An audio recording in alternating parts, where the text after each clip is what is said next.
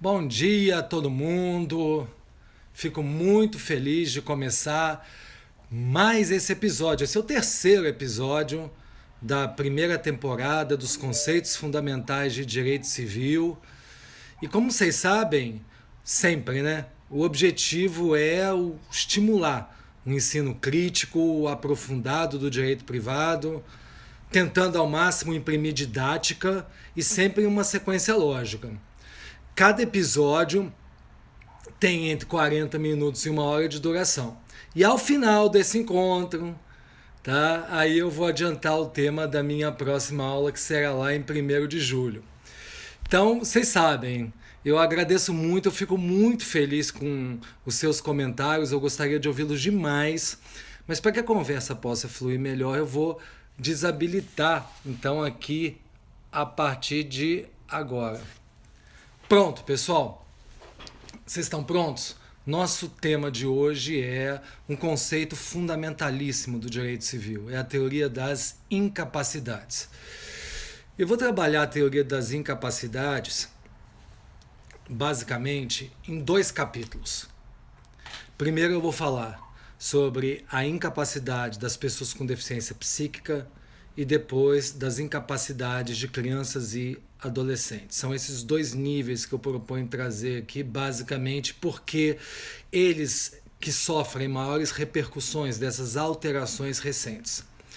Então vou começar falando sobre as pessoas com deficiência psíquica. E vocês verão, pelo correr da nossa conversa, que são 5 capítulos de uma longa história. Primeiro capítulo é o direito civil clássico. No direito civil clássico, não existia a noção de pessoa, Nelson, Maria, João. O que havia era o indivíduo abstrato, sujeito de relações patrimoniais. Ou seja, não tinha gente de carne e osso. O que existia era um agente, que era um dos polos de uma relação patrimonial. Alguém era o proprietário, o contratante, o testador, um desses personagens do trânsito jurídico. Agora, o que acontecia com aquele sujeito que, por alguma singularidade, alguma idiosincrasia, não conseguia desempenhar esses papéis que o ordenamento jurídico liberal exigia? Essa pessoa era simplesmente excluída do sistema, varrida para debaixo do tapete. Era uma questão de segurança jurídica. Mas não pensem que esse utilitarismo ele é fruto dos 800, da época da modernidade. Não, esse utilitarismo sempre existiu. Na Grécia se excluíam pessoas, mas era com base na virtude. Quem não eram os virtuosos? Os leprosos. Na Idade Média também se excluía, mas com base na razão divina. Ou seja, bruxos, judeus. Então, sempre, qualquer sociedade, em qualquer tempo, segregou. Isso não é novidade. A novidade é que na modernidade passou a haver uma justificação científica para essa exclusão. Essa justificação científica se chamava a loucura. Ou seja, o processo iluminista científico, ele passa a categorizar categorias de pessoas com base nas faculdades mentais, tais como qualquer outro ramo da ciência. E nisso, vocês vão até se surpreender, o Brasil tem uma posição de vanguarda, porque foi o nosso Teixeira de Freitas, lá atrás, que estipulou 3 categorias que vão do céu ao inferno, passando pelo purgatório, que vocês conhecem até hoje. Lá no céu, o absolutamente capaz, aquela pessoa que tem aptidão para pessoalmente praticar atos no ordenamento jurídico, sem qualquer assistência, sem qualquer representação. No purgatório, o relativamente incapaz, aquela pessoa que é assistida, auxiliada para a prática de atos civis. E lá no inferno, o absolutamente incapaz, aquela pessoa neutralizada pelo direito, substituída pelo seu curador. Vejam, Essa ideia surgiu pioneiramente no Brasil e foi lá na frente entrar no BGB na Alemanha. E junta-se a essa noção aquela lógica de que a interdição, a partir daí surgiu um instituto chamado interdição como via processual para se constituir a curatela desses incapazes. Engraçado isso, que no Código Civil de 16 até havia um rótulo para essa coisificação geral, que eram os loucos de todo gênero. Ou seja, como a ciência não tinha evoluído ao ponto ainda de classificar os vários tipos de deficiência psíquica, colocou todo mundo nesse mesmo balaio chamado loucos de todo gênero. Esse foi o triste primeiro capítulo. Segundo capítulo, Constituição Federal de 88. Quem já acompanhou as minhas aulas anteriores sabe um pouquinho do que eu já começarei a falar. Vindo o princípio da dignidade da pessoa humana a colocar o ser humano no protagonismo do ordenamento jurídico, a dignidade ela passa a ser vista com uma dupla eficácia. Uma eficácia positiva e uma eficácia negativa. Em matéria de pessoas com deficiência, o que significa isso? A eficácia negativa da dignidade significa o direito de proteger essas pessoas, lhes dar cuidado, lhes dar estima e respeito. E o aspecto positivo é a vertente promocional da dignidade, ou seja, conceder às pessoas com deficiência psíquica o autogoverno, a possibilidade de que elas por si possam definir os rumos para a sua normatividade, para que elas possam escolher e traçar os seus próprios caminhos. Isso é importantíssimo, porque a partir daí a capacidade, o conceito de capacidade se descola da lógica patrimonial. A capacidade se torna um direito fundamental. Em termos práticos, qual que é a importância da capacidade se tornar um direito fundamental? Que qualquer decreto de incapacidade se torna excepcional. E quando vier esse decreto de incapacidade excepcional, ele virá para fins de proteção dessa pessoa, nunca mais como uma punição. Muito bem, esse foi o recado claríssimo da Constituição Federal. Terceiro capítulo. Terceiro capítulo é o Código Civil de 2002. Acreditem, mas o Código Civil de 2002 foi um retrocesso com relação à Constituição Federal. Porque o Código Civil de 2002 ele traz uma noção de capacidade ainda dentro de um modelo médico. Capacidade como uma questão de discernimento, uma noção subjetiva pela qual a escolha do Código Civil de 2002, na sua redação original, no artigo 3º, era a seguinte: pessoas com deficiência, quem eram as pessoas com deficiência? Com déficit cognitivo ou com enfermidade, aquelas que nasceram sem problema nenhum, mas tiveram um processo patológico, essas pessoas são os absolutamente incapazes. Além da visão equivocada do modelo médico, que eu vou falar lá na frente, qual que é o problema da incapacidade absoluta? A incapacidade absoluta ela fere a regra da proporcionalidade. Porque a partir do momento que um sujeito ele sai de uma audiência e o juiz decreta ele absolutamente incapaz, ele deixa de ser pessoa. Ele passa a ser um sujeito abstrato e coisificado pelo direito. O decreto de incapacidade é como se fosse um carimbo que neutraliza aquela pessoa, que já não pode mais se manifestar por si, mas apenas pelo seu alter ego, que é o curador. E mais, para piorar, além da incapacidade absoluta por um sistema subjetivo, por um modelo puramente médico, essa curatela ela é uma curatela ilimitada. Uma curatela ilimitada não deixa espaços residuais de autonomia para a pessoa que era interditada. É como se fosse uma morte civil. Vocês lembram daquele conceito romano de morte civil? A pessoa está viva, mas civilmente está excluída da sociedade? É a mesma coisa. E qual que é o problema? Ou qual que são os problemas dessas falhas do Código Civil? Primeiro, senhoras e senhores, é vedada qualquer qualificação jurídica com base exclusiva em critérios médicos. Por que isso? Porque um ser humano, ele não pode ser classificado apenas pelo critério isolado da sua integridade psíquica, como se um ser humano fosse fracionado. Não é. O ser humano, ele é um valor unitário. Ele é um ente complexo e tem que ser avaliado de forma holística. Em outras palavras, jamais uma pessoa se reduz a uma doença ou a um defeito. Todos nós somos titulares de afetos, crenças, projetos e direitos fundamentais. Então vocês veem que esse terceiro capítulo tem um sabor amargo. E aí chegamos no quarto capítulo. Qual que é o quarto capítulo? É a Convenção dos Direitos das Pessoas com Deficiência de Nova York a partir de 2007.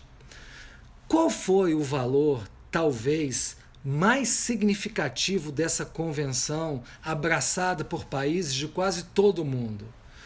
Na verdade, ela fechou um ciclo. A Convenção de Nova York, ela é uma quarta perspectiva no ciclo da autonomia. Nunca esqueçam isso que eu vou falar. Quando nós utilizamos o termo autonomia, ele pode ter vários significados. E a convenção nos mostrou um quarto significado, como se fossem círculos concêntricos. Primeiro significado, autonomia política. É aquela ideia que veio lá atrás de Thomas Hobbes, do contrato social, onde uma determinada sociedade, para acabar com a guerra, com a anarquia, ela torna alguém um líder, um instrumento de política. Segunda noção de autonomia, essa já não é de Hobbes, é de Adam Smith, é a autonomia econômica, é a possibilidade das pessoas, de cada um de nós empreender, cada indivíduo realizar atividades econômicas.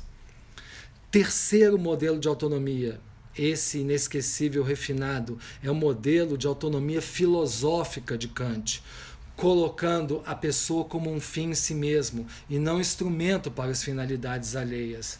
Mas o que faltava? E fechou com a Convenção de Nova York? Uma autonomia afetiva, no estilo freudiano. O que significa isso? Significa que a partir da Convenção, quando nós falamos em capacidade jurídica, nós temos que parar de pensar em capacidade no sentido civil patrimonial e passarmos a pensar em capacidades humanas. O que significa? Chega daquela ideia do direito civil, quando fala em capacidade, que todo mundo é igual perante a lei.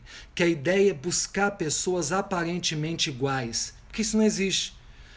A ideia das capacidades humanas é sair da igualdade para o paradigma da diversidade. É admitir que as pessoas são diferentes numa sociedade plural e que todas elas, não obstante as suas diferenças, elas têm a liberdade de participar da vida social, sem qualquer forma de exclusão. Ou seja, a Convenção de Nova York, o que ela fez de mais bonito foi um balanceamento entre o cuidado e a autonomia das pessoas com deficiência. Essas duas vertentes da dignidade da pessoa humana, cuidado e autonomia. Por quê? Quando se fala em cuidado, é aquela questão da proteção. Nós temos que respeitar essas pessoas, dar estima para elas. E quando nós falamos em autonomia, é promover a autodeterminação das pessoas com deficiência. É falar, por favor, fiquem à vontade, sejam protagonistas da sua própria história. Podem vocês, a partir de agora, desenhar sua biografia conforme o seu modus vivendi, conforme o seu estilo de vida. E isso foi fundamental. Por quê? Porque finalmente, com a Convenção de Nova York, nós dissociamos duas palavrinhas: deficiência e incapacidade. Deficiência não é incapacidade, mas antes era. Antes, pelo nosso sistema civil, é como se a pessoa com deficiência praticasse um ato ilícito. com uma eficácia punitiva. E qual que era a eficácia punitiva da deficiência? A interdição.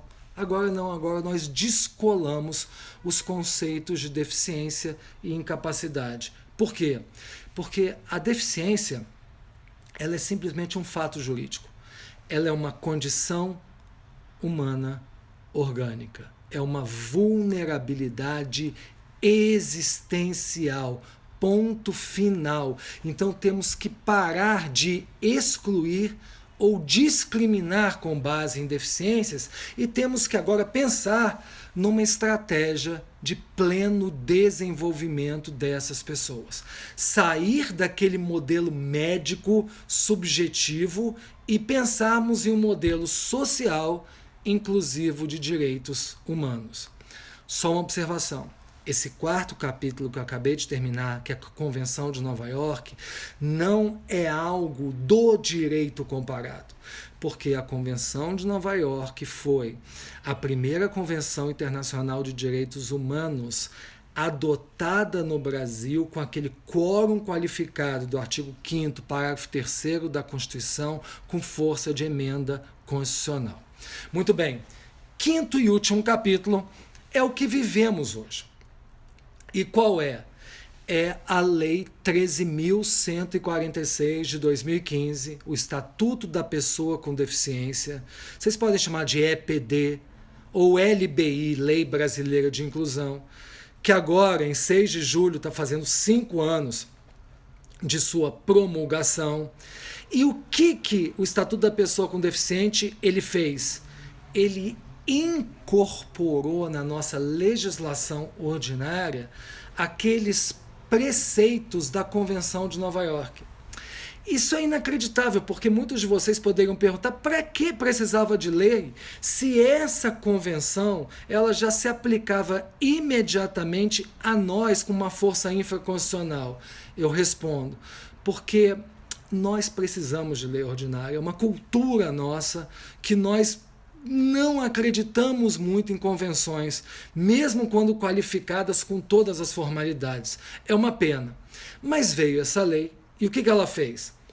Ela trabalhou esse pêndulo de cuidado com respeito, de cuidado e autonomia de 3 maneiras.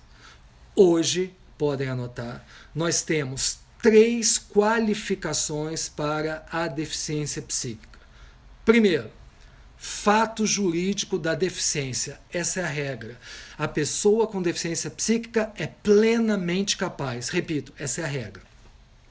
Segundo, eventualmente a deficiência será qualificada pela tomada de decisão apoiada. Falarei daqui a pouco sobre isso, mas eventualmente.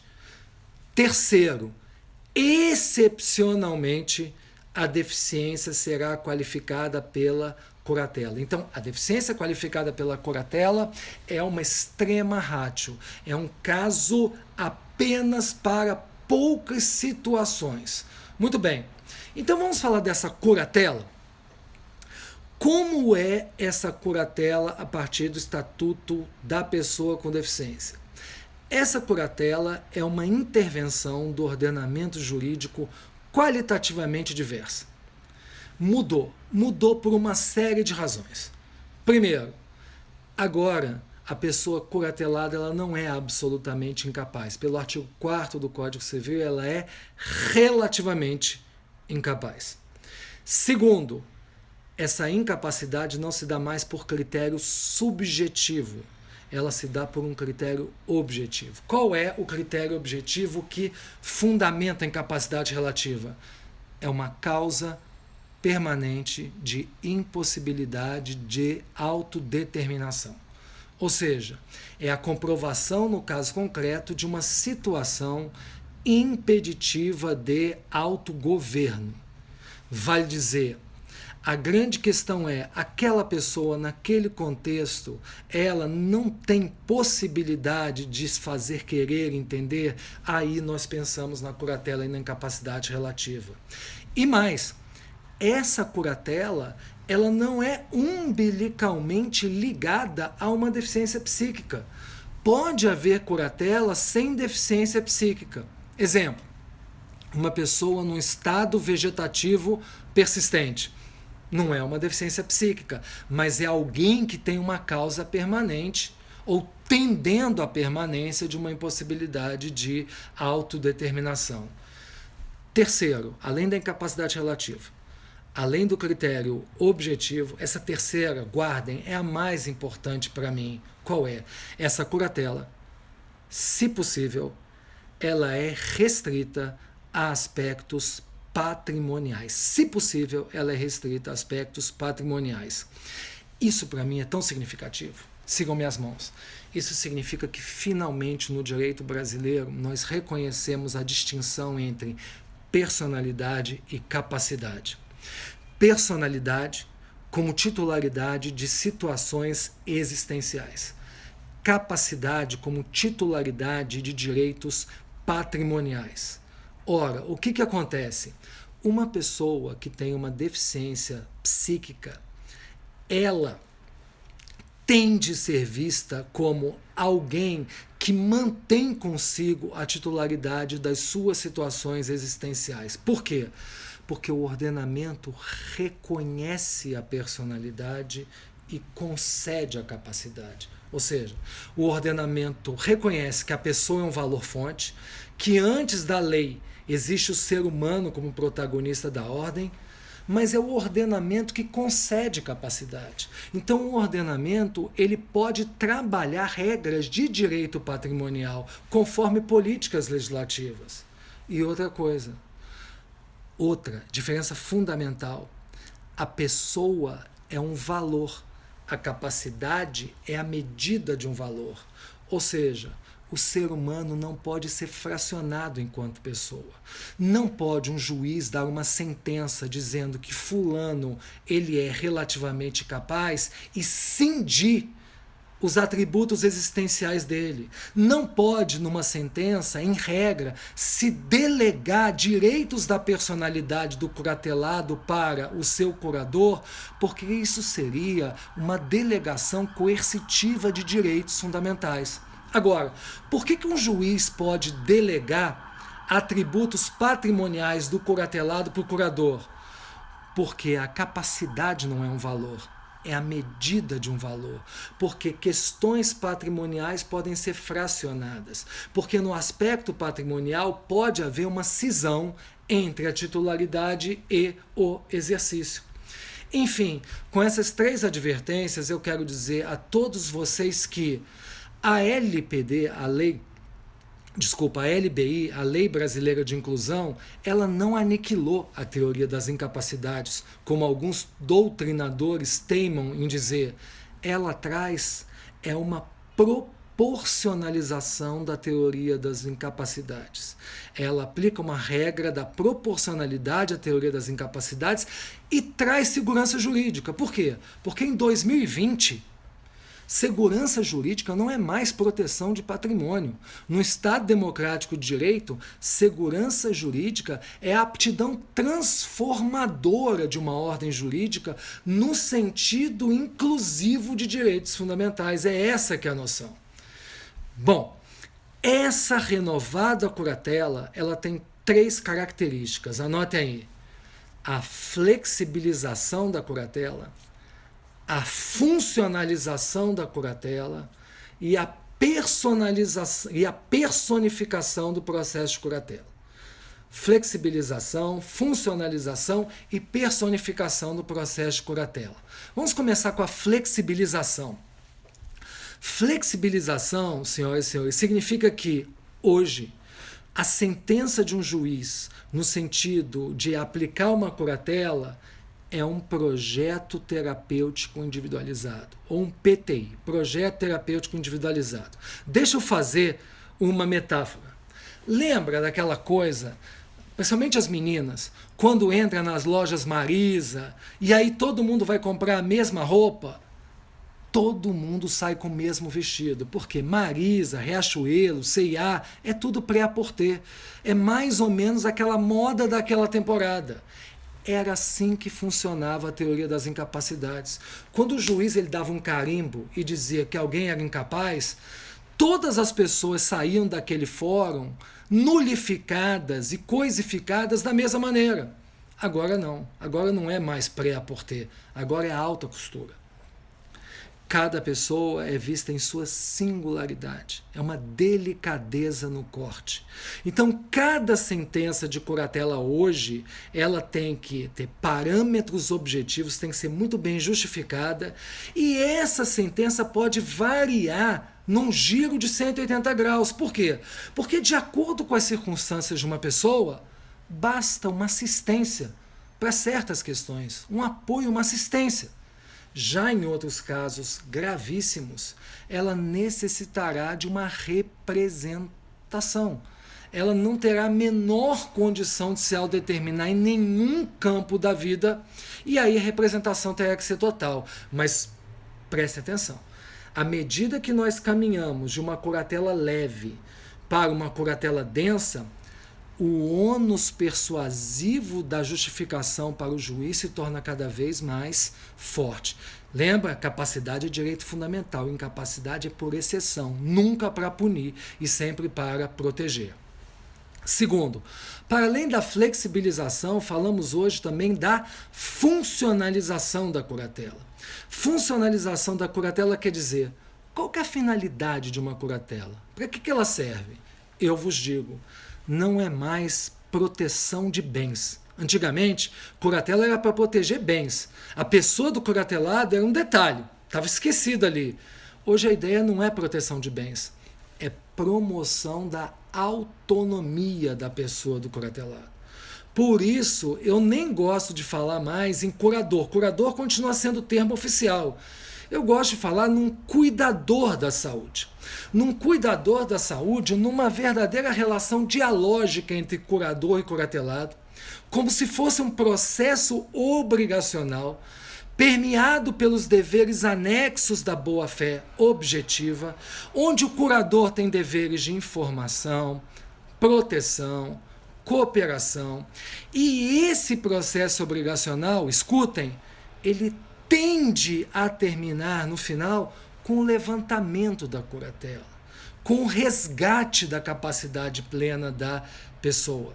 Então pensem nessa funcionalização justamente como uma ideia de horizontalização das relações entre o curador e o curatelado. Um bom exemplo dessa funcionalização é a possibilidade hoje de uma curatela conjunta. O que é uma curatela conjunta? Uma pessoa ter dois curadores. Seja uma curatela conjunta compartilhada, os dois trabalham com as mesmas funções com o curatelado, ou uma curatela conjunta fracionada. Um curador olha mais o patrimônio da pessoa, o outro cuida da parte psicológica, afetiva, e assim a curatela torna-se mais efetiva. Flexibilização, funcionalização e, para terminar, o terceiro atributo dessa curatela, a personalização do processo. Personalização do processo que tem muito a ver, para quem gosta de processo civil aí, com o artigo 6º do CPC. O artigo 6º do CPC de 2015, que fala em um modelo colaborativo entre as partes e o juiz.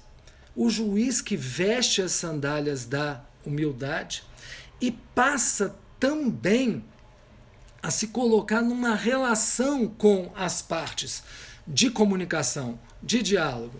E o que isso implica na curatela especificamente? Como é que era antes o processo de curatela no CPC? O juiz examinava o curatelando, ou seja, como se fosse uma questão técnica. Juiz não examina curatelando. Hoje a questão mudou. É uma entrevista, porque já não é um aspecto técnico, é um aspecto ético, que envolve o escutar a narrativa daquele curatelando, onde teremos uma equipe multidisciplinar, experts, que vão observar a condição humana daquele sujeito de modo integral, holístico, e não apenas um psiquiatra. Enfim, é essa humanização da curatela que faz com que eu evite hoje a utilização do termo interdição. Por mais que o CPC continue utilizando interdição, nessa renovada teoria das incapacidades, o que significa a palavra interditar? Interditar significa restringir direitos fundamentais. Nós não queremos restringir direitos fundamentais, nós queremos proteger e promover direitos fundamentais. Essa que é a ideia. Pois bem, quando falamos em teoria das incapacidades em 2020, não podemos nos resumir à curatela. Um dos grandes méritos do Estatuto da Pessoa com Deficiência foi introduzir um novo modelo jurídico que é a TDA, a tomada de decisão apoiada. A tomada de decisão apoiada, ela vem lá no artigo 1783 do Código Civil, 1783, com 11 parágrafos. O assunto foi tão levado a sério que tem 11 parágrafos. Vamos lá. O que é essa tomada de decisão apoiada em rápidas linhas? É um negócio jurídico. Um negócio jurídico entre o apoiado e os seus apoiadores. O apoiado, após a tomada de decisão apoiada, ele continua plenamente capaz. Não há qualquer mitigação na sua capacidade. Porque a questão dele não é uma impossibilidade de autodeterminação. A pessoa que procura o apoio, ela tem uma fragilidade existencial. E nesse termo de apoio, ela vai delinear com seus apoiadores quais são os aspectos da vida para os quais ela precisa de assistência. Isso se chama modulação do apoio. A partir do momento que esse negócio jurídico é celebrado entre o apoiado e os apoiadores, há aquela fase judicial, a oitiva dessas pessoas. É fundamental o juiz e o promotor saberem quem são essas pessoas. Uma equipe multidisciplinar que avalia se aquela pessoa realmente necessita daquele apoio. A posterior homologação judicial do apoio e a averbação daquela tomada de decisão apoiada para quê? Para que aquele negócio jurídico passe a ter eficácia perante terceiros. Eu repito, porque eu acho isso importantíssimo. A partir do momento da averbação da tomada de decisão apoiada no registro de pessoas naturais, a pessoa continua plenamente capaz. O que vai mudar? O que vai mudar é uma falta de legitimação dessa pessoa para a prática de atos determinados. Ou seja, o que é o conceito de legitimação? Orlando Gomes diz muito bem, a legitimação é um plus na capacidade. Então a pessoa continua com a sua capacidade genérica plena, mas lhe faltará capacidade específica para o exercício solitário daqueles atos da vida civil que estão na tomada de decisão apoiada. Por favor, curador e apoiadores não se confundem. Não se confundem tanto na vertente estrutural como funcional. Por quê? Porque no plano estrutural, o curador é muito diferente do apoiador. No plano estrutural, quem é o curador? Ele é um representante ou um assistente de um relativamente incapaz. Os apoiadores não. Eles não representam ninguém. Eles não assistem ninguém. Eles são coadjuvantes de uma pessoa plenamente capaz, mas cuja fragilidade existencial é notória. Segundo lugar, sobre o plano funcional, o assento da curatela está na proteção, está no cuidado com aquela pessoa curatelada. A tomada de decisão apoiada não. O assento da TDA não está na proteção, e sim na promoção da autonomia, no encorajamento daquela pessoa apoiada a exercer com mais confiança os seus atos de autodeterminação. E se alguém de vocês me perguntar, Nelson, me diz aí algumas situações nas quais, a seu ver, é plenamente aplicável a tomada de decisão apoiada. Eu trago a vocês 4 circunstâncias onde a tomada de decisão apoiada ela cai muitíssimo bem. Primeiro, uma pessoa com deficiência física e sensorial. Ela é plenamente capaz, mas é claro que muitas vezes ela tem um handicap motor. ela tem um déficit funcional permanente, imagina uma pessoa tetraplégica, ou temporário, uma pessoa com um AVC. Então, diante da restrição de mobilidade dessas pessoas, ter apoiadores é muito bom para facilitar, para dar efetividade ao exercício dos seus direitos. Uma segunda situação onde a TDA é interessante: pessoas com deficiência psíquica com restrição de autodeterminação. Ou seja, tem pessoas que ainda têm aspectos residuais de autodeterminação que merecem salvaguarda. Essas pessoas não são sujeitos de curatela. Essas pessoas, elas são sujeitos de tomada de decisão apoiada. Terceiro, pessoas sem qualquer deficiência psíquica, mas com uma vulnerabilidade potencializada. Imagina uma pessoa idosa, com mais de 90 anos. Às vezes a cabeça dele funciona a pleno vapor, mas essa pessoa pode ter uma certa insegurança já em praticar determinados atos sem ser coadjuvada por apoiadores. Pode ser importante. Então, é até importante nesse momento para que eu diga a vocês o quê? Que a incapacidade é um estado que presume a vulnerabilidade, mas a recíproca não é válida. A vulnerabilidade, ela não presume a incapacidade. A vulnerabilidade não acarreta impedimentos. E uma quarta e última situação, a qual eu julgo que a tomada de decisão apoiada ela é importante. São aqueles casos de doenças crônicas degenerativas. Aquelas pessoas que começam, por exemplo, um processo de Alzheimer. O que essas pessoas podem fazer? Elas podem programar a sua vida em 2 tempos. Elas fazem hoje uma TDA, uma tomada de decisão apoiada, e nesse negócio jurídico insere uma cláusula dizendo o quê? Olha, se num futuro próximo eu sei que eu vou piorar e eu não terei mais resíduos de autodeterminação e eu poderei mesmo esquecer quem eu sou, lamentavelmente, eu indico que no futuro o meu curador seja fulano. Ou seja, o que ela está fazendo? Uma autocuratela. Isso é uma realização de uma autonomia prospectiva porque a pessoa está programando a sua vida em 2 momentos. TDA num primeiro instante e autocuratela no segundo instante. Eu acho isso bastante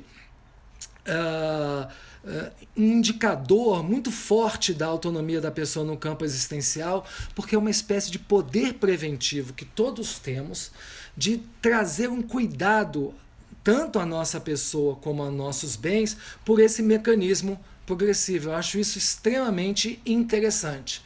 Só que tem um segundo assunto. Qual que é, senhoras e senhores, um segundo assunto que eu trago aqui nesses 20 minutos que nos restam? É falar um pouco da criança e adolescente. Criança e um adolescente não podem ser tratados como uma pessoa curatelada por algumas razões, por 4 razões. Qual é a diferença da incapacidade da criança e adolescente para a incapacidade daquelas pessoas que têm uma deficiência psíquica? Primeiro, a situação da incapacidade da criança e adolescente é universal. Todos nós passamos na vida pela infância e pela adolescência e chegamos à idade adulta. A deficiência psíquica não. Ela não é universal. Ela é uma situação minoritária que atinge um grupo reduzido na população. Segundo, crianças e adolescentes têm uma certa homogeneidade nas etapas de desenvolvimento. Quase todo mundo com 3 anos é de um jeito, com 8 anos é de um jeito, com 11 anos é de um jeito. As pessoas com deficiência psíquica não. São graus de desenvolvimento diferentes. A singularidade é muito importante na avaliação das pessoas com deficiência psíquica. Terceiro, quando falamos de crianças e adolescentes, tem sempre a temporariedade dessa situação. Deficiência psíquica não. A deficiência psíquica é marcada por uma persistência desse estado. Ou seja, ou é algo que muitas vezes dura por uma vida inteira, ou é algo de difícil reversão. Então essa é uma terceira diferença. E a quarta e última, que para mim, a meu ver, é a mais importante, são os diferentes pontos de partida. Quando falamos em crianças e adolescentes, Eles partem da incapacidade legal para a capacidade. Pessoas com deficiência psíquica que não têm espaços de autodeterminação, elas partem de uma capacidade para uma incapacidade judicial. Por isso que tem que haver um conjunto objetivo de garantias que protejam e promovam essas pessoas.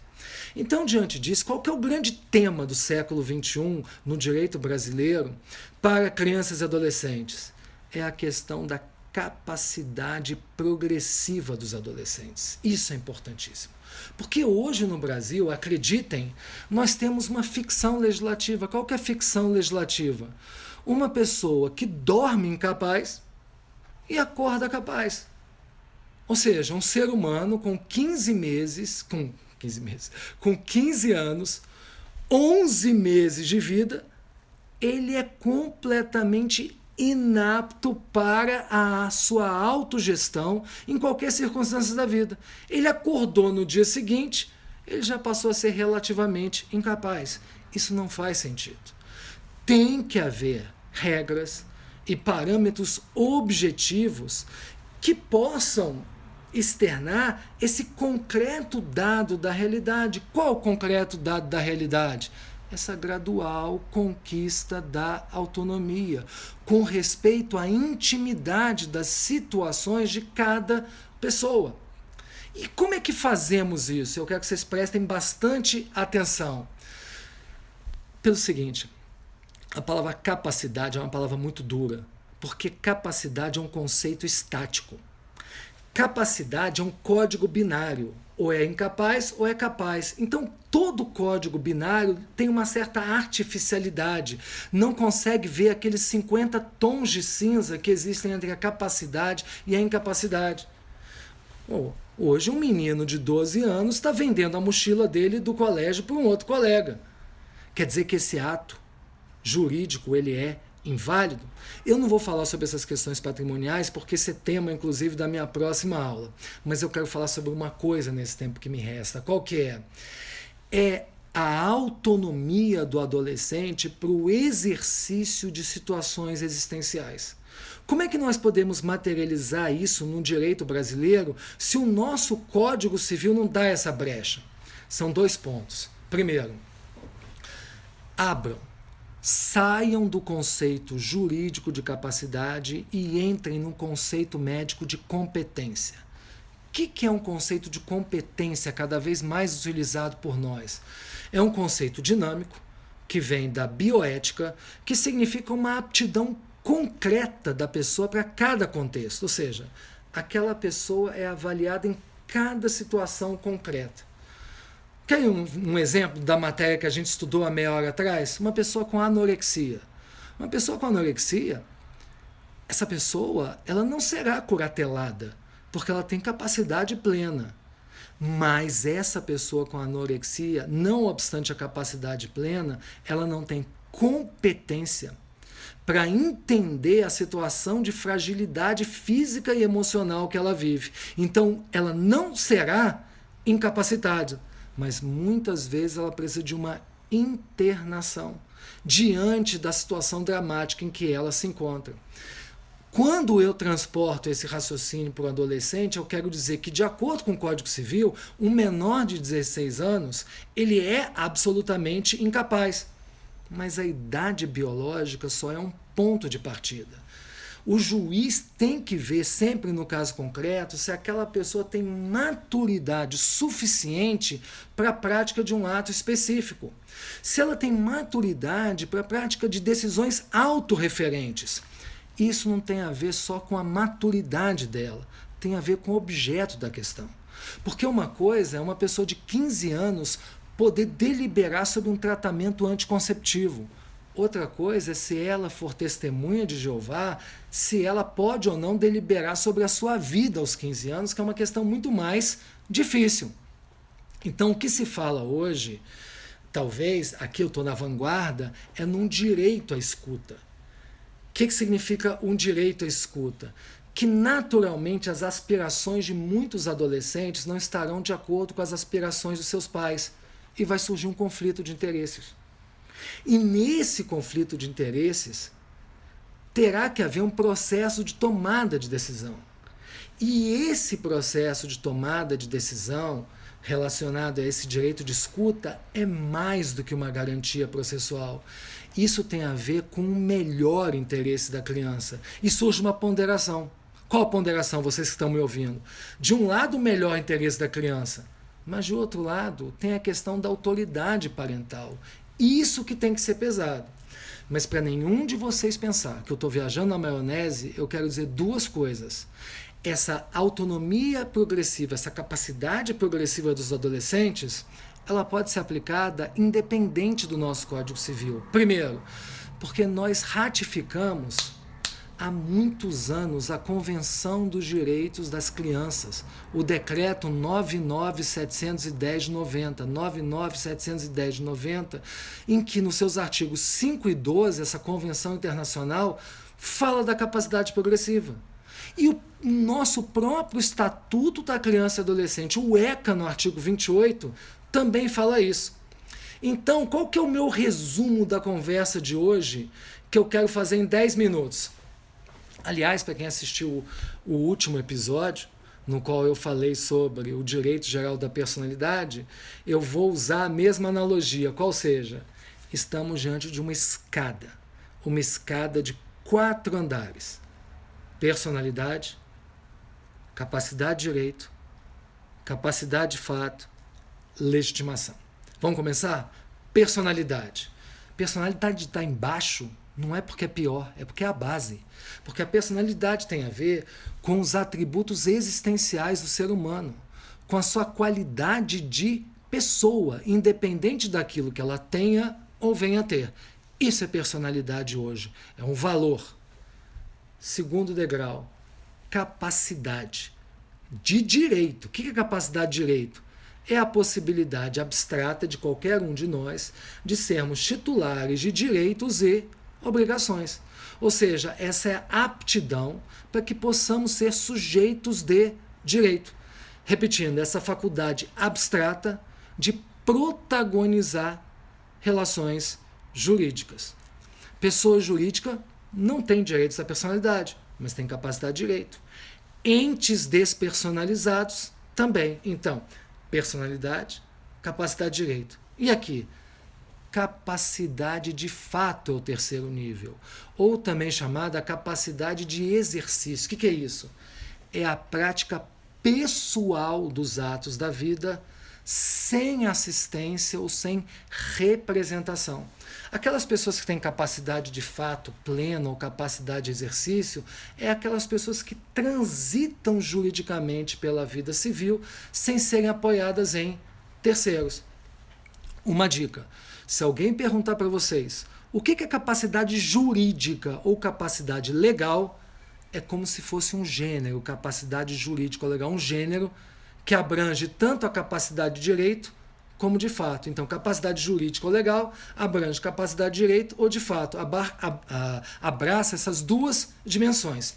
Só que o pulo do gato que eu quero dar com todos vocês, conforme eu disse antes, na Constituição Federal, quando falamos sobre uma ótica de direitos fundamentais, não falamos em capacidade civil sob o ponto de vista patrimonial, e sim em capacidades humanas, no sentido de diversidades de ordenamento jurídico plural, onde todos tenham liberdades para participar da vida social. Esse é um conceito muito mais amplo, o constitucional, de capacidades humanas.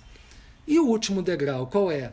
É a legitimação, que é aquela aptidão específica para a prática de certos atos da vida civil.